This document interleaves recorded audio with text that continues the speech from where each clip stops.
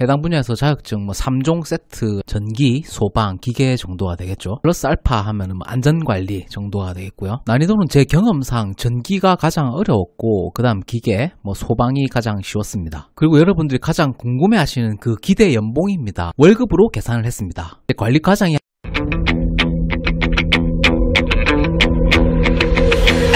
존경하는 국민 여러분, 재미와 감동을 선사한 하이스탠다드 고품격 교육 채널 철PD 종합편성. 한국 사람이면 구독과 좋아요. 나도 먹고 좀 삽시다. 비교 심층 분석 해보겠습니다. 자격증입니다. 시설관리 분야 쪽이고요.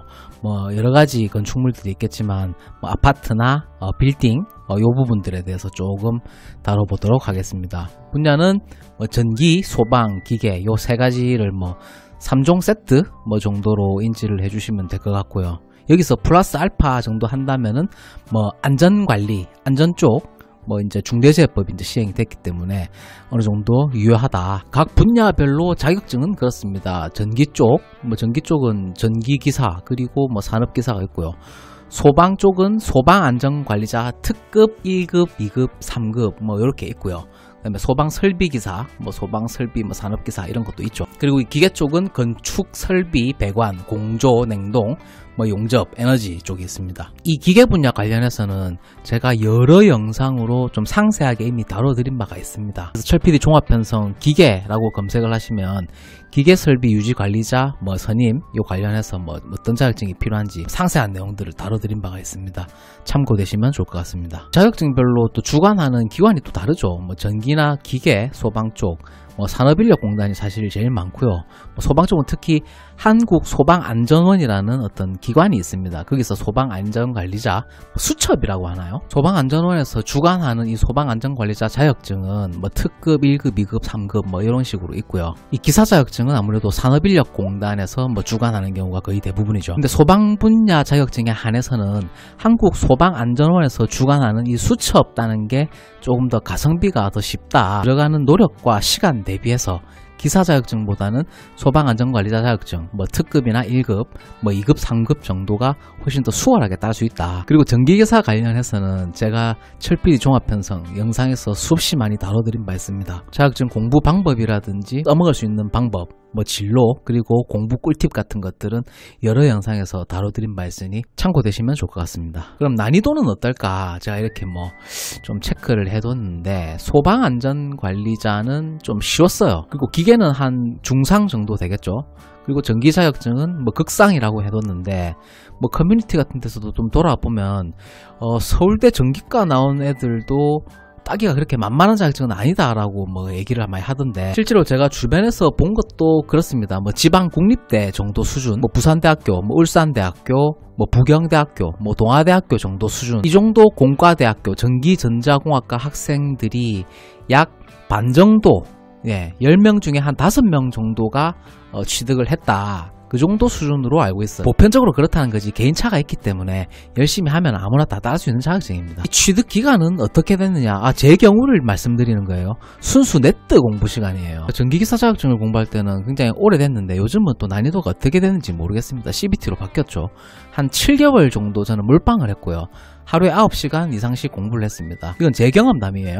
그리고 이 9시간, 뭐 2시간, 4시간 뭐 이런 거는 그날 아침에 출근했다가 퇴근한 시간을 말하는 게 아니라 뭐 커피 마시고 밥 먹고 하는 시간 다 빼고 쉬는 시간 빼고 순수 네트로 공부한 시간을 말씀드리는 거예요. 그럼 소방안전관리자 자격증은 어떨까? 뭐 교육을 아마 수료를 해야 될 겁니다. 일주일이든 열흘이든 교육을 하고 뭐 이렇게 시험을 치게 되는 그런 과정으로 진행이 되는데, 제 경우는 거짓말이 아니라 이틀 딱 공부했습니다. 근데 거의 몰빵을 했거든요. 저는 벼락치기 타입이기 때문에 질질 끌고 막 오래 하는 걸 되게 싫어하는 타입이에요. 그래서 그때 어떻게 했냐면은 하루에 15시간, 이틀 동안 거의 잠 안 자고 공부를 했단 말이죠. 네트로 15시간입니다. 근데 시험 당일날 이제 시험 시간이 1시간이었던 걸로 기억해요. 근데 35분 만에 다 풀고 나왔습니다. 그리고 61점 받고 턱걸이로 합격했어요. 운 좋게. 뭐 기계 자격증도 마찬가지겠죠. 뭐 최소 6개월에서 뭐 1년 정도는 잡으셔야 될 거고, 뭐 공부량은 당연히 뭐 개인마다 차이가 있을 것이라고 판단이 됩니다. 전기보다는 조금 쉽지 않을까, 소방보다는 어렵고. 그러면 해당 자격증들을 이렇게 취득하고 난 다음에 어떻게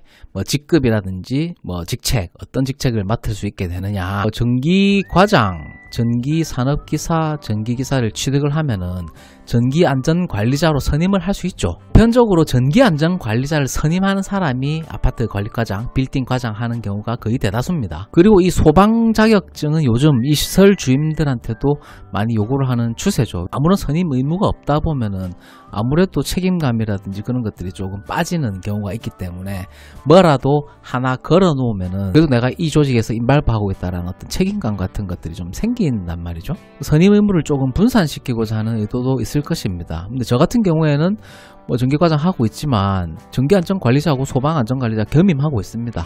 이 작은 단지에서는 각계모치가 됩니다. 큰 데서는 안 됩니다. 그리고 이 보통 기계 자격증을 가지고 계신 분들이 기계도 이제 선임이 돼야 되니까 보통 보면 이제 시설 대리가 이제 기계 선임을 하는 경우가 많더라고요. 근데 기계 선임하고 있는 사람이 과장 되는 경우는 거의 없죠.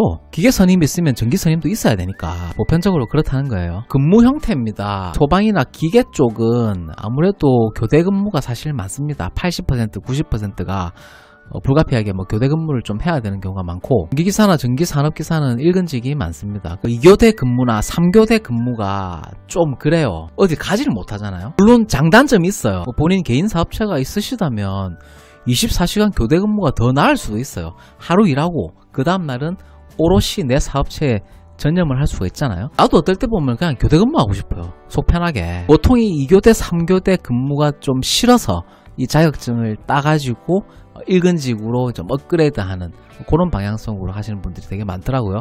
그래서 근무시간 또 남는 시간에 얼마든지 공부할 수 있는 여력이 되니까 여러분들이 궁금해하시는 게 이제 기대 연봉이죠. 좀 알기 편하게 이렇게 월로 계산을 해뒀습니다. 전기 쪽은 제가 봤을 때 한 330만에서 390만 정도 사이가 될 것 같고요. 뭐 이것도 개인 편차가 있고 단지 규모라든지 빌딩 규모에 따라서 다릅니다. 그리고 소방 쪽은 260만원에서 한 320, 30만원 정도 수준. 그리고 기계 쪽은 280만원에서 한 340만원 정도. 다음에 이제 선임 등급인데, 전기는 뭐 당연히 뭐 전기안전관리자로 선임이죠. 소방은 이제 소방안전관리자 주선임과 뭐 보조선임이 있습니다.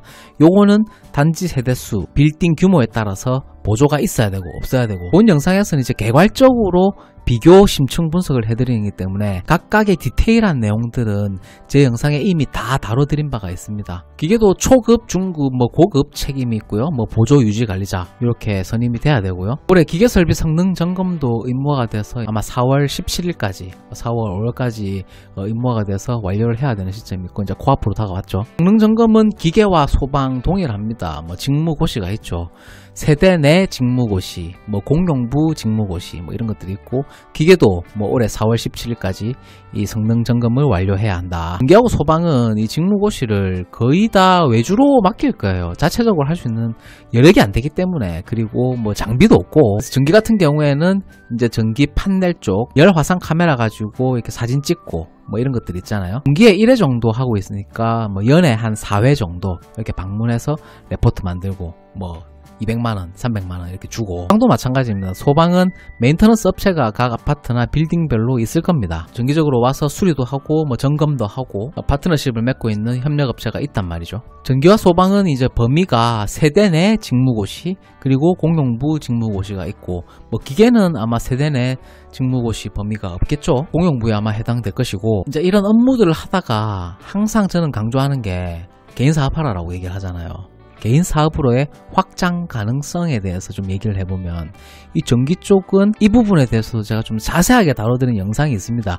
이 전기안전관리 대행을 하려면은 어떤 조건이 필요한가. 그리고 소방도 마찬가지겠죠. 소방 대행 업체를 차릴 수가 있지만 이거는 개인 단에서는 하기가 조금 힘들 거예요. 좀 대규모 자본이 좀 필요할 거고, 혼자서 하기는 좀 힘들 것이다. 그리고 기계 쪽도 최근에 이제 성능 점검이 의무화됐기 때문에 성능 점검 대행 업체를 차려서 내 개인 사업으로 좀 확장을 할 수 있지 않을까. 그리고 이 공통적으로 이 개인 사업으로의 확장 가능성을 좀 검토를 해봤을 때 사실 이런 거예요. 빌딩이나 아파트 일을 해보면은 결국은 남 밑에서 월급 받고 일하는 거에는 한계가 있기 때문에 언젠가는 내 일을 해야 된다는 말이죠. 뭐 이것 말고 또 여러 가지 일이 있겠지만은 뭐 통수 작업, 세대 내 전기 설비, 영선, 철물, 그 다음에 뭐 소독업체, 뭐 폐기물 수거, 뭐 누수업체, 이런 것들을 차려가지고 나가는 거예요. 그게 가장 이상적인 형태입니다. 언제까지 이거 처박해가지고 남 밑에서 월급이나 받겠어요. 개괄적으로 이런 특징들을 한번 살펴보시고 내 적성과 취향에 맞도록 자격증 한두 개 정도 취득을 하셔가지고 원하시는 곳에 취업이 될 수 있도록 도움되시길 바라겠습니다. 감사합니다.